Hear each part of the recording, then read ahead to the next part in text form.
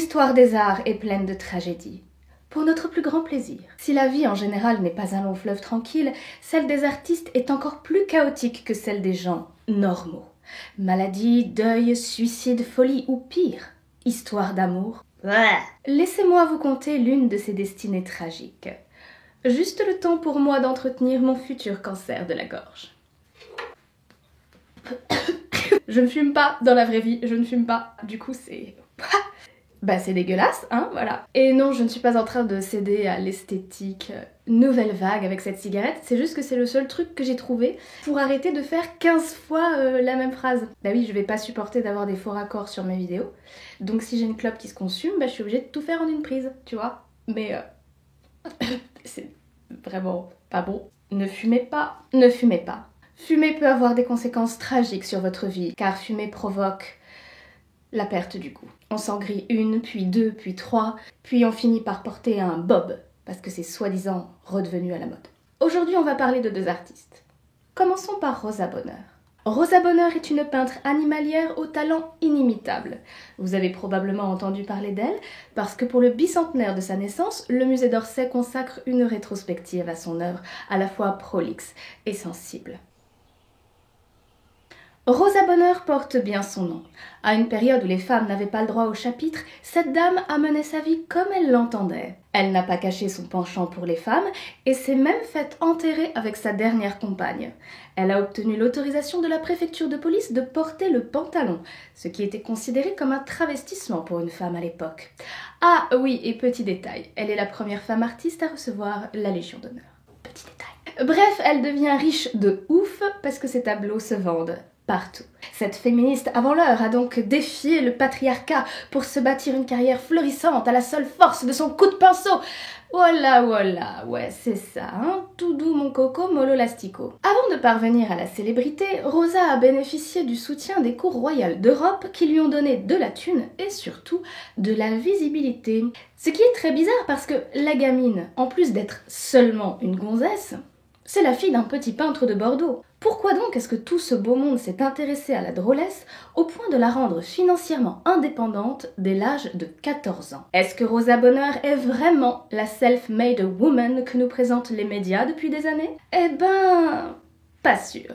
Je sais, ça fait tache dans le tableau méritocratique qu'on brosse de la peintre, mais permettez-moi de revenir sur un épisode troublant qui arriva à la mère de Rosa.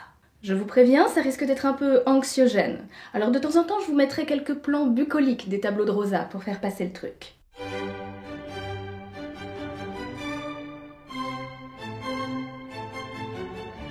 Alors qu'elle était enfant, la mère de Rosa fut placée dans un pensionnat de jeunes filles. Détail intrigant, elle débarque au beau milieu de la nuit alors que personne n'était prévenu de son arrivée. Bizarre, mais il y a plus étrange encore. Sur le chemin du retour, le cocher qui l'avait déposé se fait sauvagement assassiner.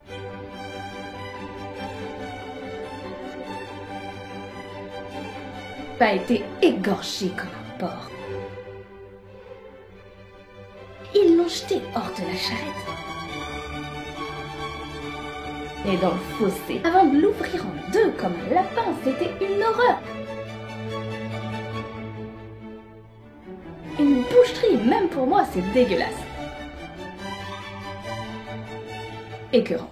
Des assassins auraient-ils éliminé le dernier témoin oculaire, sachant qui était réellement la mère de Rosa et d'où elle venait exactement? Cette histoire digne des grands romans d'espionnage intrigue fortement Rosa. Elle se confie à sa femme de chambre qui la supplie de ne pas s'aventurer dans une enquête sur le sujet.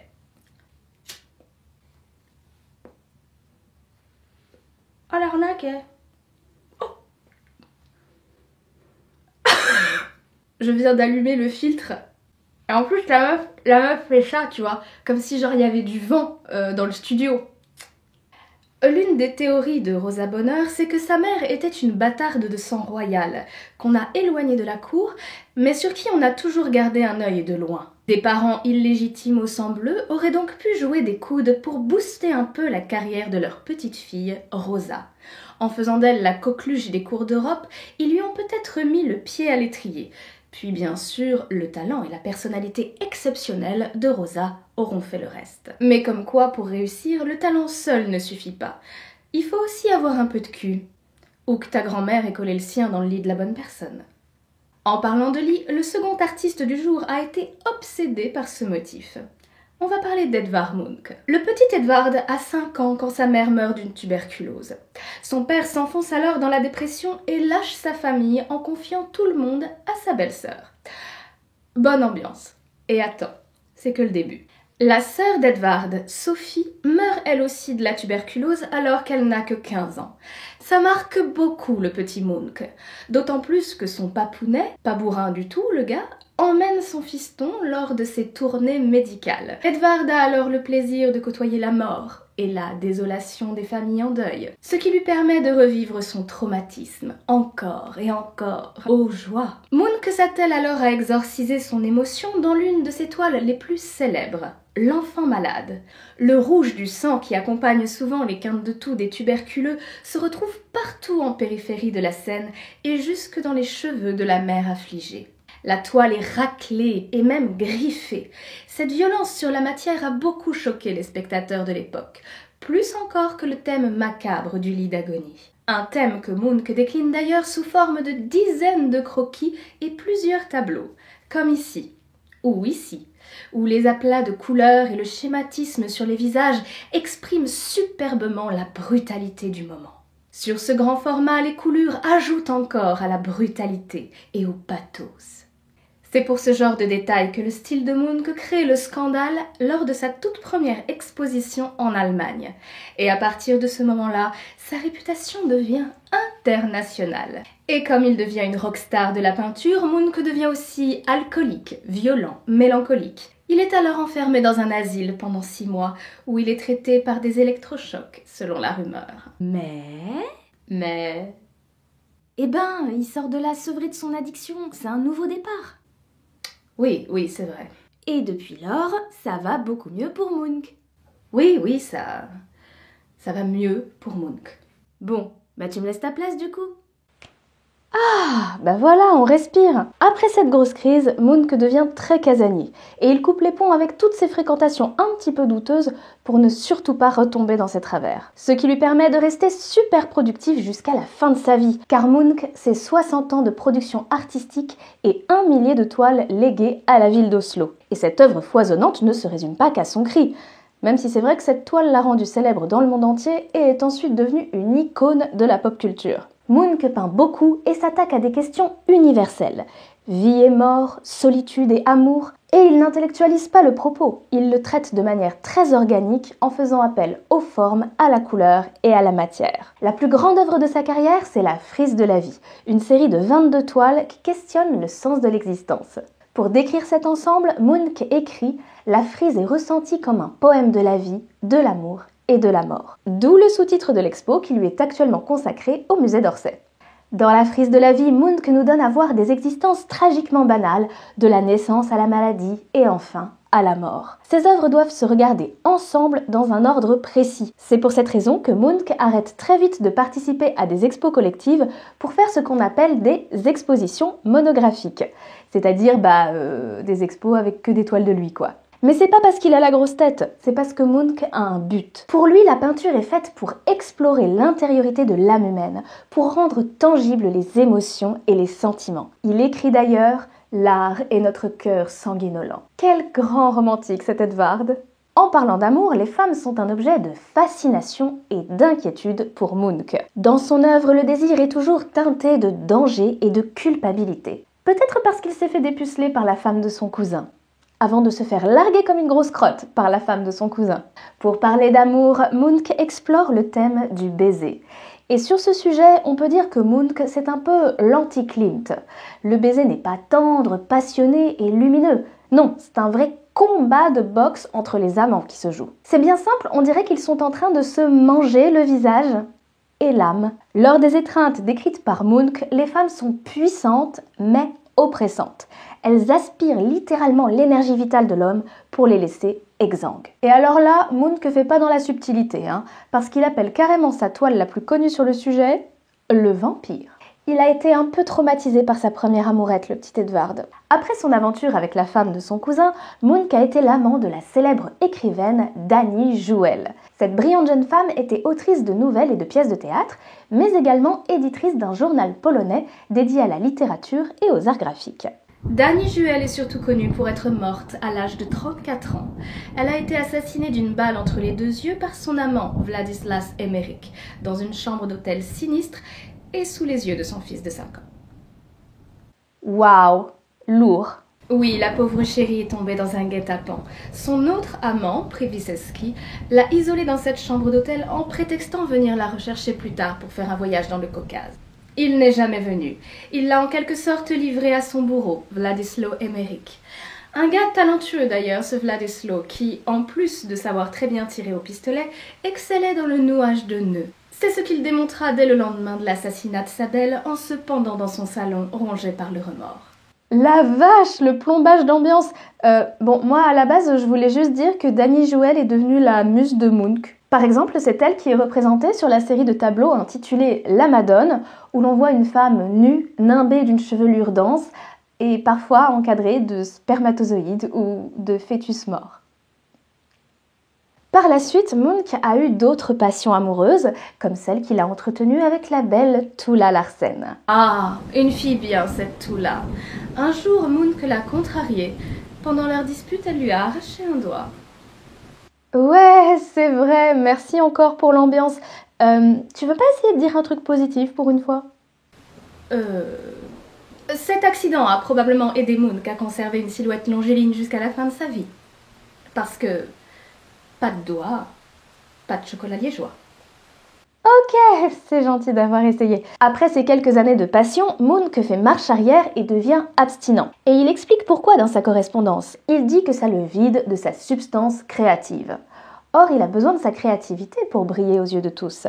Car si Munch est salué par la critique avant-gardiste et par ses collègues artistes de toute spécialité, c'est aussi et surtout un artiste populaire, parce qu'il parle directement à l'émotion des spectateurs. Munch pose son ressenti sur la toile et l'on n'a pas besoin d'un traducteur ou de références culturelles pour apprécier tout ça. Ainsi, monsieur et madame Je ne vais pas souvent au musée se retrouvent immédiatement touchés au cœur et surtout aux tripes en regardant ces toiles. Et ça donne des artistes qui durent. Et par ailleurs, le mec a une vraie stratégie de communication pour toucher le cœur du grand public. Pour faire circuler ses œuvres, il fait des gravures et des lithographies. Ça lui permet de se faire connaître et apprécier par des personnes qui n'ont pas forcément le budget pour s'acheter ses toiles. Munch est d'autant plus populaire que dans son œuvre, il y en a un petit peu pour tous les goûts picturalement parlant. Munch est carrément inclassable. Il commence à peindre en baignant dans le symbolisme. Puis il est marqué en France par le post-impressionnisme, notamment celui de Van Gogh. Et enfin, certains spécialistes estiment que c'est l'un des précurseurs de l'expressionnisme. Munch aborde des thèmes variés. Il est notamment obsédé par le cycle de la vie et de la mort. Son œuvre la plus importante, cette Métamorphose, exprime parfaitement cette problématique. Munch a fait également beaucoup d'autoportraits. Il les voit un peu comme une manière de figer dans le temps son état d'esprit du moment, formant ainsi une sorte d'archive de lui-même. Il avait d'ailleurs prévu d'écrire son autobiographie et voyait ses portraits comme autant de journaux intimes picturaux qui lui permettraient de retracer le fil de sa vie quand il serait vieux. Son plus célèbre autoportrait est celui-ci, l'autoportrait à la cigarette où la pâleur spectrale du peintre semble révélée par le flash d'une lampe torche braquée en contre-plongée. C'est flippant. Munch a aussi une passion pour la nudité. Il met les gens à poil sur ses toiles, partout, tout le temps. Alors autant parfois on comprend aisément la nudité dans le contexte. Bon, je vais me baigner moi. Autant d'autres fois, on comprend moins bien. Oh là là, qu'est-ce que je suis triste moi. Bon je vais pleurer un coup. Bon, je vais me faire avorter. Bon, je vais tuer Mara. Mais toute cette nudité n'est pas l'expression d'un voyeurisme. Non, c'est parce que après sa cure, Munch embrasse le mouvement vitaliste, qui prône une harmonie avec la nature et le naturisme, du coup. Fun fact, ce tableau de baignade grouillant d'hommes nus a été peint d'après nature sur une plage. Et cette séance de pose a été immortalisée par une photo que le peintre a pris lui-même avec son Kodak et un retardateur. Vous noterez que Moonk a mis une petite serviette quand même pour la photo. Moonk a clairement un tempérament mélancolique, mais il se bat toute sa vie pour rester positif. Pourtant, on sent revenir l'angoisse, même dans ses œuvres lumineuses. La mort est partout, même quand Moonk tente de faire des œuvres bucoliques. Mais enfin, Edvard, c'est quoi ces deux ombres terrifiantes qui semblent être prêtes à sauter sur les jeunes femmes en robe colorée, là? Et sympa ce petit paysage de plage, mais est-ce que c'était vraiment la peine d'énucléer les personnages, Edvard? Moonk fait aussi des décors de théâtre, notamment pour le génial Ibsen. Et là encore, c'est sombre, c'est pesant. Pouh. Oh, le joli salon avec une comptoise qui a l'air d'attendre pour te poignarder dans le dos avant de te pousser dans le fauteuil en forme de cercueil. Moonk fait aussi des décors monumentaux.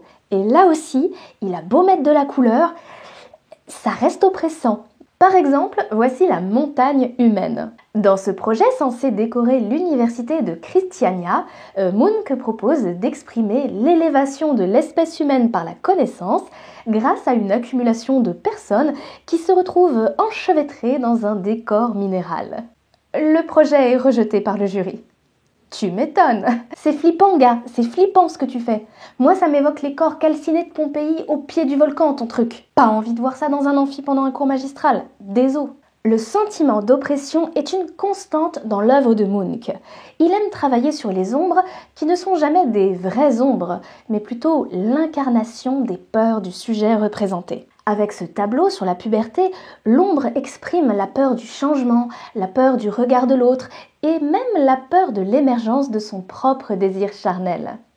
Dans d'autres tableaux, les angoisses des personnages sont plus subtilement exprimées, et les raisons de la peur sont moins évidentes. Mais après tout, il y a plein de raisons de s'inquiéter dans la vie. Toutefois, malgré les très nombreuses sources d'angoisse incarnées dans ces tableaux, Moonk a réussi à saisir la plus effrayante de toutes.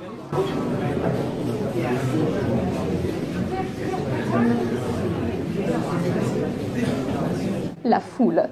À très bientôt pour d'autres curiosités macabres, et d'ici là, restez vivants. Et c'est une fin de tournage. Bon, je vais faire le montage maintenant. Allez,